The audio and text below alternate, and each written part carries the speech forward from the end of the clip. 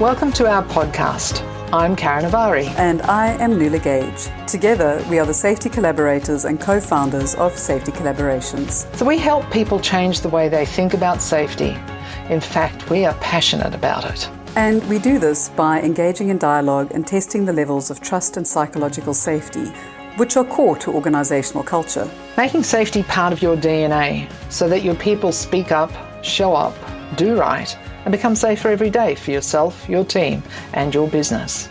Our free podcasts intend to share nuggets of wisdom that will challenge your perspectives, potentially solve a nagging problem, share actions that you can implement, and give you at least one aha moment. We come with many years of experience in delivering safety culture change programs across the globe for high-hazard industries. Join us weekly and let's change the way people think about safety together. Now, let's get on with the show. Welcome back to our listeners, and we hope you enjoyed last week's episode on conversational waste. If you missed it and are wondering what conversational waste is, have a listen and let us know your aha moment. This week, I thought we should talk about common sense. And I decided to do some Google glancing at what comes up when you search common sense. Oh my goodness, I wasn't sure whether I should laugh or cry about some of the responses. One of the gentler descriptors that came up was common sense is sound, practical judgment that's usually developed through life experience rather than any kind of formal training. Developing common sense can seem like a difficult thing, but you can easily practice using common sense by being more aware and reflecting on situations before you make decisions. One of the articles that got my back up was about tips for dealing with someone with no common sense. And I'm reading this in the tone that I felt the words started off with. Common sense is increasingly rare. If you're dealing with someone with no common sense, then you know what I mean. They just don't get it. By it, I mean everything, especially practical, ordinary, basic, kindergarten level things. Terms like dullard, aren't the brightest bulb, short-term thinkers, dunce, and a few others that I won't repeat were included in the article. As much as this got my back up, the sad reality is that we see this often in diverse groups of cultures, where people are often judged on what one person believes is common sense, yet to the other person it makes no sense at all. Karen, what has your experience of how the term common sense is bandied about been? Nice to be back. Funny, listening to you describe that, I thought, oh, how rude. That also got my back up a little bit, I think. But as you say, it is but the sad reality, yeah. I actually feel that people use it as a bit of a cop-out for not explaining themselves properly in the first place. Or they've not set their clear intentions and expectations. And what I mean by that is, when we hear somebody say, well, that person's got no common sense, well, what's that based on? Whose common sense is that, yeah? So I feel that, or it's used as a blaming tool, which we see a lot, particularly in the more blaming style safety cultures. We might see it there, and it's used in that way. And I mean, you've already made a statement on what is common sense, but it's definitely a thing. And one could describe it as good sense and sound judgment in practical matters, as you said above. And here is another one that I thought I quite liked when I was doing my little Mr. Google. Collins Dictionary has to say, your common sense is your natural ability to make good judgments and to behave in a practical and sensible way. And you might hear terms from other people like use your common sense, or, that person always has common sense. The problem is that we make assumptions about what it is, or rather the other person's level of common sense. So we make a lot of assumptions around what is common sense, I think. What do you reckon? Well, for some people, and I agree with you there, we may consider common sense is something like wearing gloves or using tools to mix cement. No. But for other people, it's not common at all, because all they have available to mix cement is their hands. And when we were considering this topic earlier, I loved what you said, that it's only considered common sense by those of us who have had it imposed on us. And in our world, there are a lot of safety rules that are imposed of us. And the longer we're in the industry, the more experienced we become, we just expect these things to be common sense and to make sense to everyone. But then we get new people, inexperienced people, people from different industries or with different life experiences coming into the world. And these supposed common sense things aren't aligned to their way of working at all.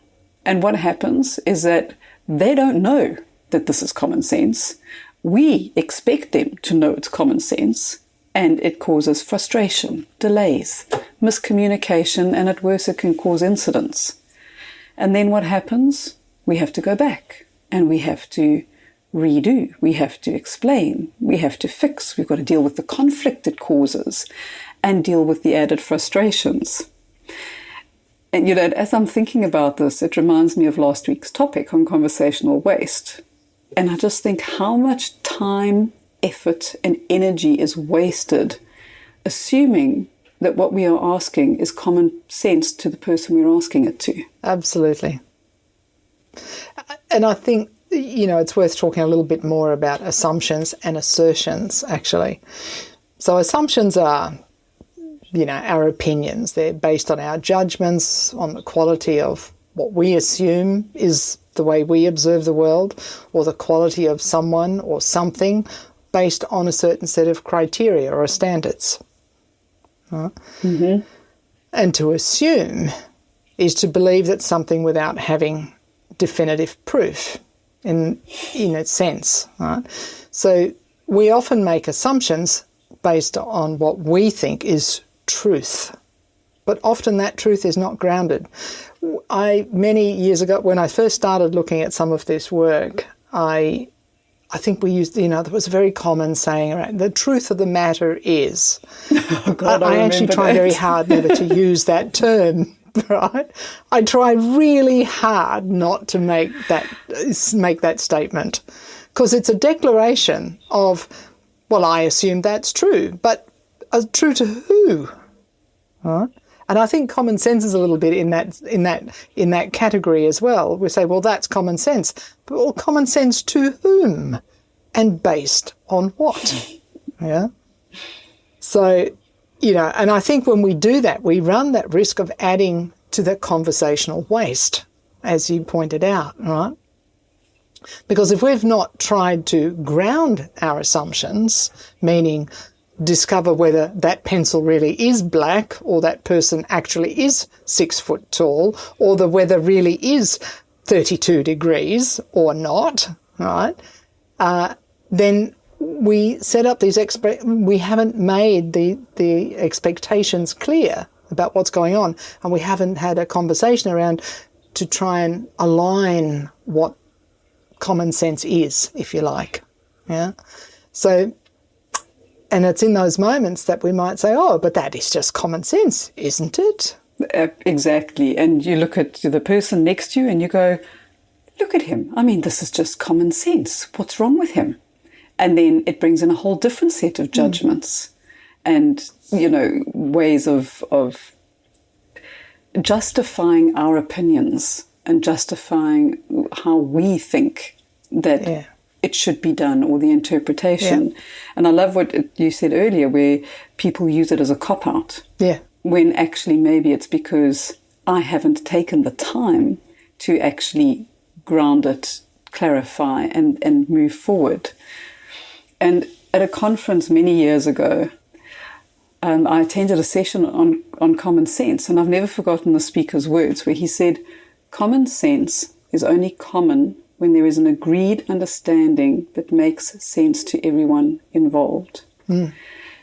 So my question to our listeners, and for both of us, is how do we have the conversation up front to get an agreed understanding. And maybe it takes a bit of buy-in, a bit of debate, a bit of me giving up some of my opinion, a bit of you giving up some of yours, me learning from you, vice versa, so that we come out with an agreed understanding. Yeah. And we move forward and it makes sense to everyone else. And I sense that to be able to do that, it would be helpful to check in on our own judgments so that we can have those conversations. And I think listening is a really big part in this. What are we listening to again? Yeah, I was actually doing something for a client today, and I was doing a diagram, and I was thinking about, I think there's an element here of, when we assume things about others or situations, then we're operating from a place of I. And what do we need to do? We need to move to a place of we. And we do that through listening, actually, by opening up our ears, if you like, but not just our ears. And something that we said in last week is, how much of our own listening to our own listening is going on. And, this might become quite a topic, this listening to our listening, I think. Because the more that we can settle that down, it then opens up the possibility of us being able to move into a more learning culture and a learning environment. And if we think about that from a psychological safety perspective, it means that we start to make things safe for people to ask questions and to learn from each other, and therefore not make assumptions which lead to, well, that's just common sense. Why wouldn't he have known how to do that? And that's my other thing is, well, now we're walking into the realms of shoulda, coulda, woulda, all of which get us into a whole bunch of trouble. Totally. And I think we've all ended up in hot water somewhere along the lines with that. Oh, absolutely. And while you were talking about the listening side, it brings to mind that, are we listening to what we're also not hearing? And are we listening to what is not being said? Absolutely. So are we just listening to people going, yes, I've got this, but we're not hearing, can I double click on that? We're not hearing, how exactly do we go about this? What is the next step? This is what I'm uncertain of. So in our listening, what are we not hearing that maybe we need to be hearing before we make those assumptions and can agree that common understanding? And I think that also leads to, again, working in the multicultural environments of what makes sense in one world or one world view doesn't make any sense in another world view. And therefore, what's common for me and what's common for that person over there are two completely different things. So as you say, if we're not listening to if we're not listening for what is not being said, then that could lead to lots more assumptions, actually. Yeah. Exactly. These assumptions get us into a lot of trouble. Well, you know how we spell assume, don't you? Yes, out of you and me. Yep.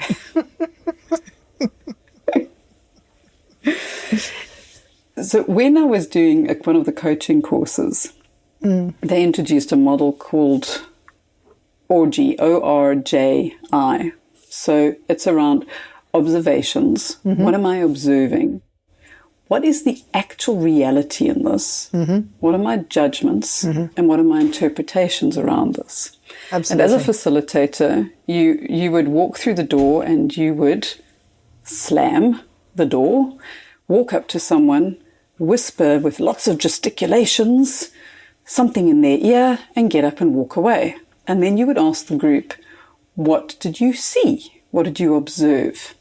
And people would immediately go into interpretation and judgment. So things like, you walked in and slammed the door. And I said, well, I walked in and the door was closed. The slamming is an interpretation or a judgment. Yeah. Because For some people, that might just be the way the door closed or the wind might have caught it, whatever the case is. But the slamming term is an interpretation or judgment. Absolutely. Yeah. You then walked up to the person and you were very angry with them. It's like, well, what made you feel that I was very angry, you know? And there would be like your hand movements and your body language and your gesticulations and the way that you walked away.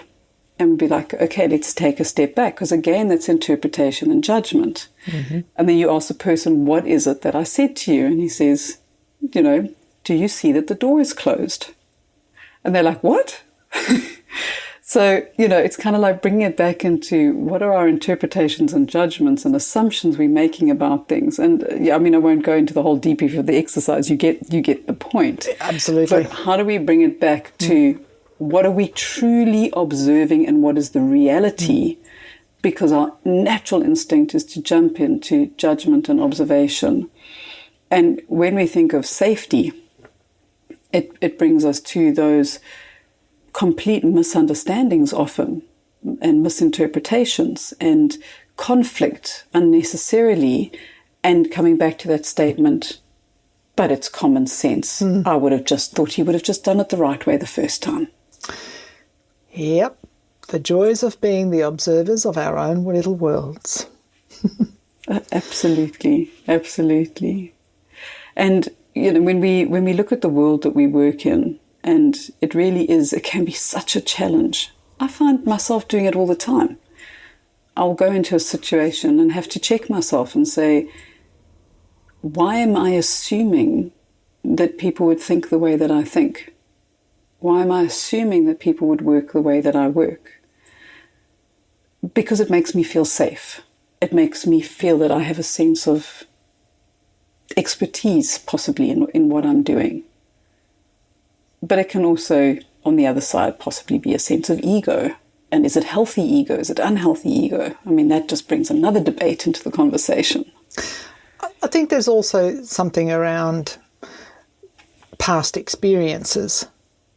You know, so, I mean, even if you think of the words common sense, we can only base it on our past experience, but we're living it in the present to change the future. So, or have an expectation of what the future might be, which might be in 30 minutes' time, right? So, you know, so I think there is something around in all of this, our unconscious biases, our values, our beliefs, our past experiences, they all have their little piece of that pie, if you like, and how we might then observe and interpret and make judgments, which none of them might be reality. No, it might just be our made-up imaginations. Indeed. So we've written a few little tips down here. So we've got number 1 is appreciate that people are different and come with a multitude of life experiences that may not match yours. Number 2 is make time to have the conversation up front to get a mutual understanding. And that will also dramatically reduce conversational waste further down the line. For sure. Number 3 is check for jargon.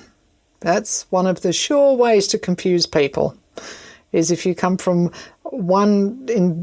if you start using acronyms and jargon that not everybody's familiar with. So how do you start to build conversational rituals? I think could be very helpful here as well. Yeah. Yep. Very much. And then number 4 is there a whiffum moment, a what's in it for me? Is it going to help me be more efficient, safer? Is it going to link to my prior experience? So how do I bring this back to, or how do you bring this back to making it that this is a value add for not just the situation, but it's a value add for the person? Number 5, coming back to our favourite saying, are you triggering the right response? Are you communicating in such a way that you're going to get the response that you need? Now, that response could be what the action the person takes or what they say next or where they move to next. So how are you communicating? And are you communicating in a way that triggers the response that you need?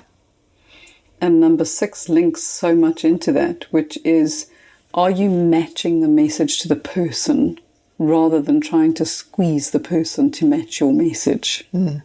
Yeah, absolutely. And on that note, number 7 is, don't make assumptions, because they may just make an word of the ass day. of you and me. And number 8 is, based on what is the assumption being made that what you want to do is common sense at all? And one thing that I try to remember is that common sense is not as common as we sometimes assume or make it out to be. It's only common to your life experience and possibly those who've had a similar life experience to you. And when we forget this, that's when we end up with frustration and disappointment. And on that little segue, today's emotional gem is disappointment. So as you know already, if you've been listening for a little while already, so behind every emotion is a story, an impulse and a purpose, and all of which drive us to action or to act in some way. That's what emotion actually is. So the story behind disappointment is that I expected something better. The impulse, or what moves us to action, is to look for the gap between my expectations and reality. And its purpose is then to help us align our expectations with that reality. So if we think about this, the emotion of disappointment arises when we realize that what we thought would happen and what is actually happening are not the same. So often we think this disappointment means that something is wrong, when a more useful interpretation might be that our expectation and our reality are not aligned. So life is simply not behaving as I expected it to. So when we understand that, we then need to go back and think, well, what would be a more useful emotion, if you like? And there's probably some different ones. So one of them might be curiosity. Be more curious, be more open to having conversations that are needed. So when we make the assertions that someone has no common sense, maybe it is because they have not met our interpretation of what is reality. So consider how we can help others to meet our expectations and align that reality. Having a conversation might just be the answer. And you can find out a little bit more about this emotion via the show notes. Some similar feelings is feeling emotions. And I don't always run through these, but think about them. There's regret, sadness, dissatisfaction, frustration, resignation, and surprise. They are all similar, but they definitely have different ways of moving us. So that's it for us today, and we look forward to seeing you next week, or actually talking to you next week. That's a wrap for today. Thank you for joining us today. It's always lovely to have these conversations that matter. We'll be delighted if you share this podcast and hit the subscribe button on your preferred podcast platforms such as Apple or Spotify, etc. Connect with us via our website, www.safetycollaborations.com, where you will find the show notes for today's episode. Email us at hello@safetycollaborations.com. We'd be delighted to hear from you. We are easy to find on LinkedIn. Just look out for either Nuala Gage or Karen Avari and follow our company page, Safety Collaborations. Until next week, stay safe and stay well.